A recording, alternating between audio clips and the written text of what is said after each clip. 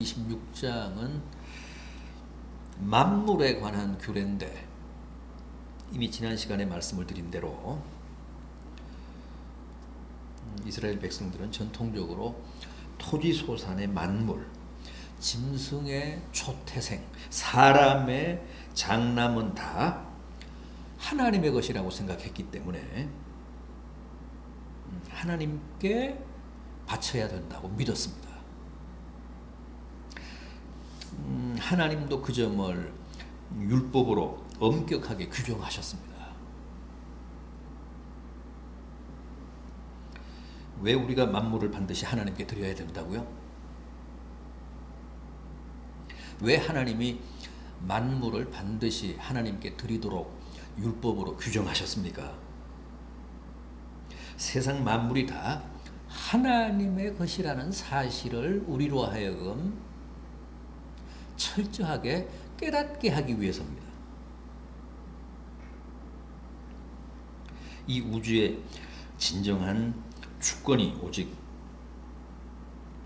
하나님께 있다는 사실을, 그해 모든 소출을 대표하는 만물을 드림으로써 우리로 하여금 시인하고 또 실천하고 하나님 앞에 고백하게 하기 위해서 굳이 만물을 원하시는 겁니다. 만물을 바치라고 율법으로 규정을 하신 겁니다. 그러니까 우리는 만물을 드리지만 하나님은 만물을 받으십니다. 우리의 모든 수확을 받으십니다.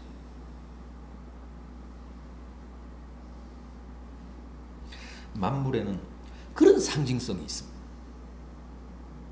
그런 대표성이 있습니다. 그런데 오늘 본문은 11조에 관한 말씀입니다. 11조도 만물입니다. 11조는 내 수입의 만물입니다.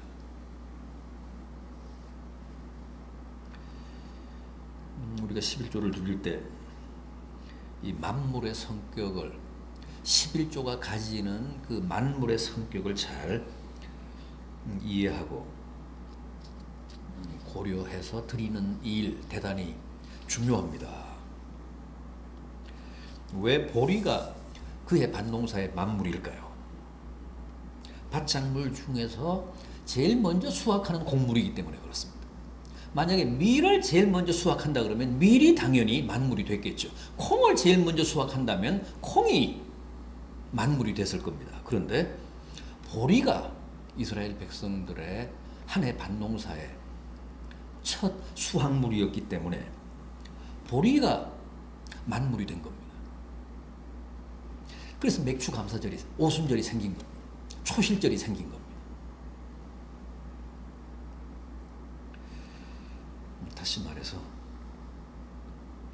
제일 먼저 수확하는 작물을 구별하여 바치는 게 진정한 만물 정신이라는 거예요.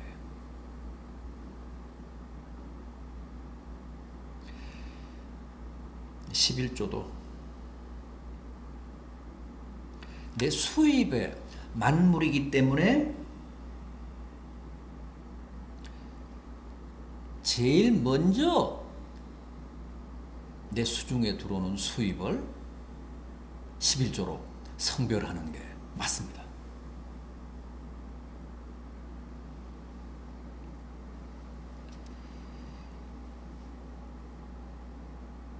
그런데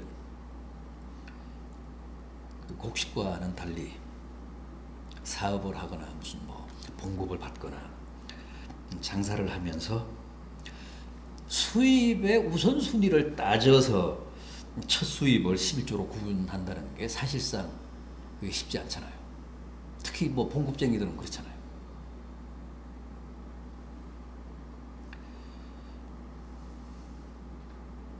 그래서 어떻게 합니까?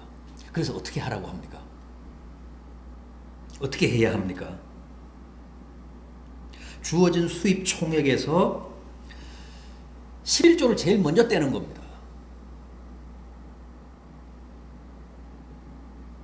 이 원칙을 잘 지켜야 됩니다.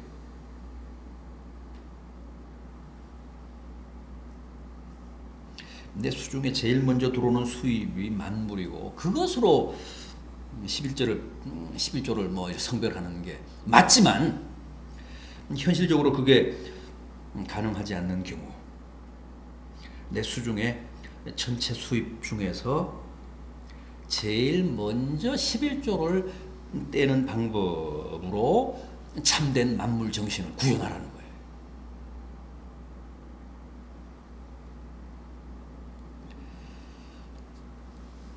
우리는 먼저 떼든 나중 떼든 일단 내 수입의 10분의 1만 떼면 11조라고 생각하지만 엄밀하게 말하면 그거는 아닙니다. 그렇지는 않습니다. 제일 먼저 들어오는 수입을 구별해서 바치는 게 옳은데 현실적으로 그게 여의치가 않으면 전체 수입 가운데서 제일 먼저 11조를 떼라는 거예요. 그게 만물정신이라는 거예요.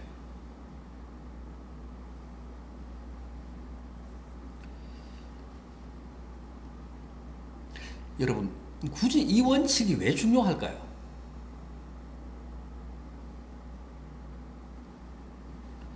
그렇게 해야 돈이 없어서 11조를 못 바치는 그런 경우가 발생하지 않는다는 거죠. 돈이 없어서 11조를 못 바치는 사람은 없다는 거예요. 성경의 가르침은 그렇습니다. 많이 벌든 적게 벌든 자기 수입에서 11조부터 먼저 떼면 돈이 없어서 다른 것은 못할 수 뭐 있지만 11조를 못하는 법은 없다는 거예요. 하나님 앞에 성물은 못 바치는 법이 없다는 거죠.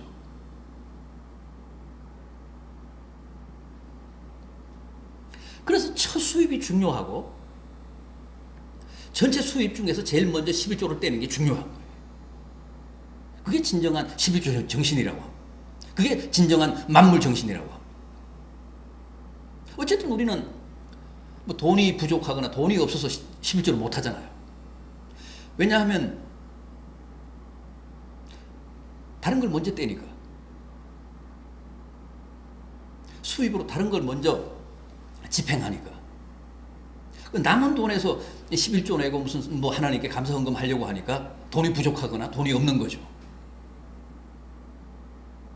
그러나 성경이 우리에게 말씀하는 만물 정신을 철저하게, 만물 원칙을 철저하게 적용하면 절대 돈이 없어서 수입은 발생하는데도 돈이 없어서 11조를 못한다, 그런 법은 없다는 거예요. 1,000원이든 10,000원이든 수입이 발생하는 곳에는 반드시 11조가 가능하다는 거예요. 하나님께 성물을 구별해 바치는 행위가 가능하다는 거예요.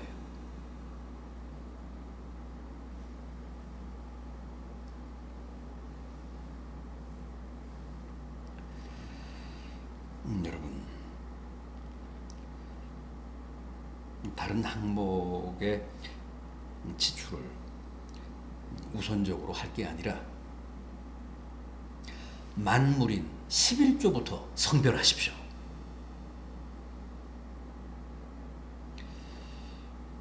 음, 11조는 만물이기 때문에 제일 먼저 구별하는 게 성서적입니다.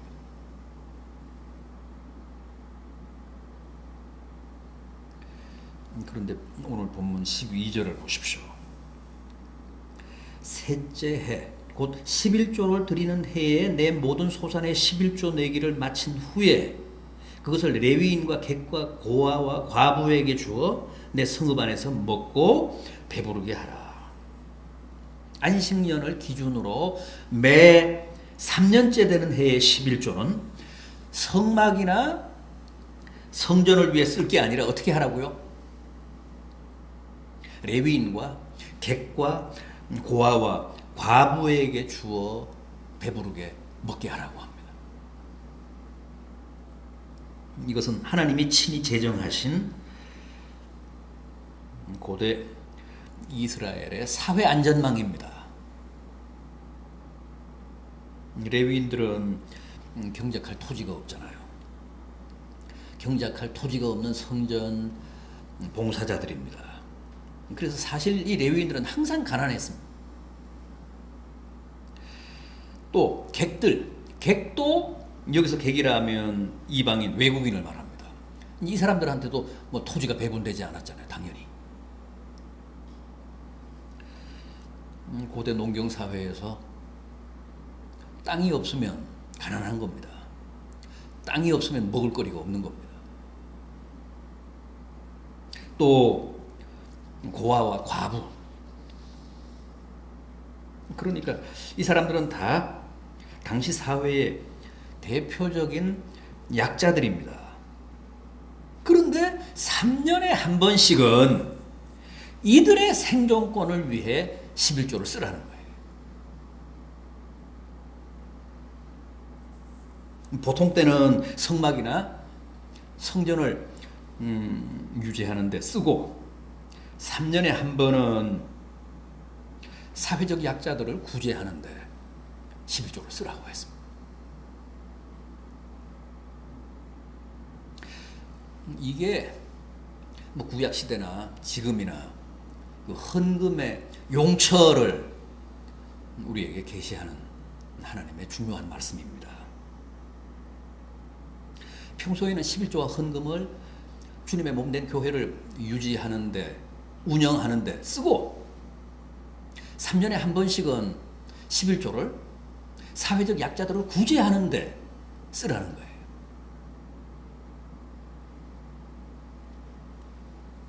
이런 전통을 그대로 계승해서 초대 기독교도 노약자들, 뭐 고아들, 과부들을 돌보는 구제 사업에 많은 관심을 가지고 헌금을 거기 썼습니다.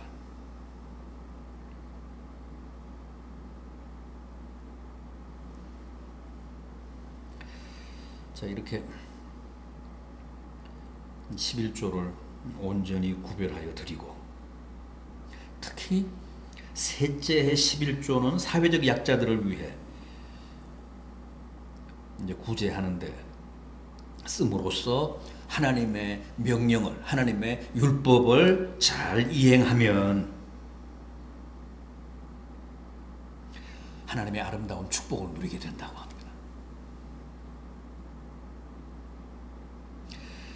특히 오늘 이 본문 14절은 그 온전한 11조를 드렸다는 성도들의 고백입니다. 백성들의 고백입니다. 하나님의 성물을 내가 함부로 먹지 않았습니다. 부정한 몸으로 11조를 떼지 않았습니다. 또 죽은 조상들에게 11조로 제사하지 않았습니다. 오직 하나님의 법도대로, 하나님의 규례대로, 하나님의 율법대로 온전한 11조를 바쳤나이다. 하나님이 용처를 정해주신 대로 11조를 사용했나이다.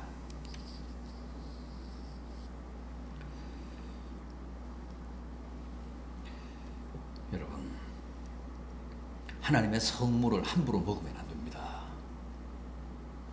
하나님께 구별해야 할 그 만물 11조는 온전히 하나님께 바쳐야 합니다. 지금 이스라엘 백성들이 하나님께 만물을 드리며 11조를 드리며 지금 그렇게 고백을 하고 있는 겁니다. 이 성물을 내가 먹지 아니하였나이다. 부정한 몸으로 함부로 11조며 만물을, 이 성물을 내가 구별하지 않았나이다. 두렵고 떨리는 마음으로 그걸 다루었다는 거죠. 취급했다는 겁니다. 또 죽은 자들에게, 죽은 조상들에게, 죽은 조상들 덕분이라고 뭐 이 만물을 내가 조상들에게 바치지 않았습니다.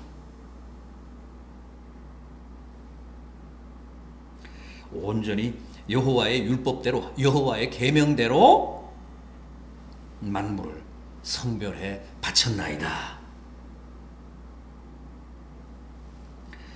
이렇게 하면 하나님이 은혜와 복을 베푸신다고 합니다.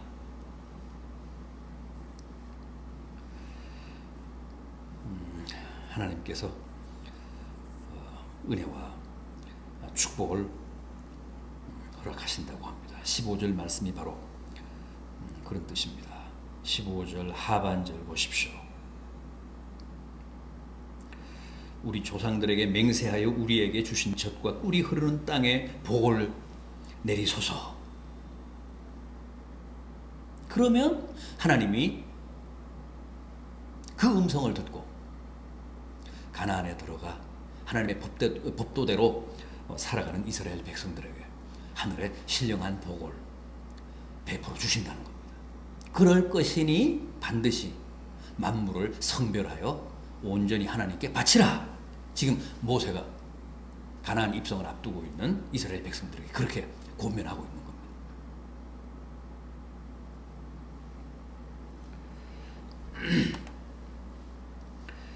그 15절 말씀을 보면 복이라는 말이 두 번이나 나옵니다.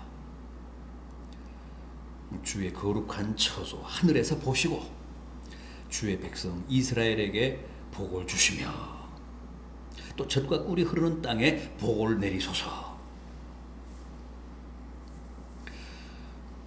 온전한 11조를 드리면 드린 만큼 내가 경제적인 손실을 보는 게 아니라 복을 받습니다. 내가 10만 원 하나님께 11조를 드리면 10만 원만큼 내가 경제적인 손해를 입는 게 아니고 거룩한 처소인 하늘에서 나의 그런 행위를 지켜보고 계시는 하나님이 내게 복을 주신다고 합니다. 온전한 11조는 계산으로 하면 명백한 손해가 되기 때문에 못합니다.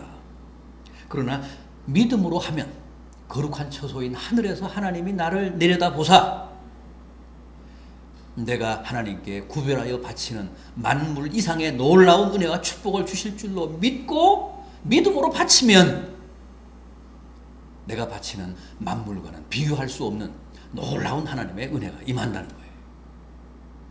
그래서 11조는 믿음 없이는 불가능한 행위라는 거죠. 계산하면 바치는 만큼 경제적으로 내가 마이너스가 되니까. 그러나 그거 무시하고 믿음으로 거룩한 처소에서 나를 내려다보고 계시는 하나님께서 은혜를 베푸시고 축복을 허락하신다는 확신으로 바치면 그 무엇과도 비교할 수 없는 큰 축복을 하나님께서 내려주사 어떻게 된다고 하십니까? 마지막 19절을 보십시오. 여호와께서 너를 그 지으신 모든 민족 위에 뛰어나게 하사 찬송과 명예와 영광을 삼으시고 그가 말씀하신 대로 너를 내 하나님 여호와의 성민이 되게 하시리라.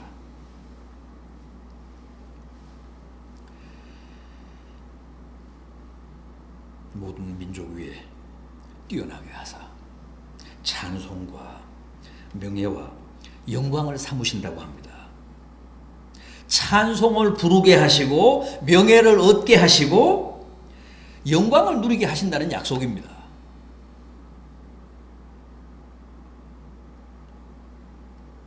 어떻게 하면요?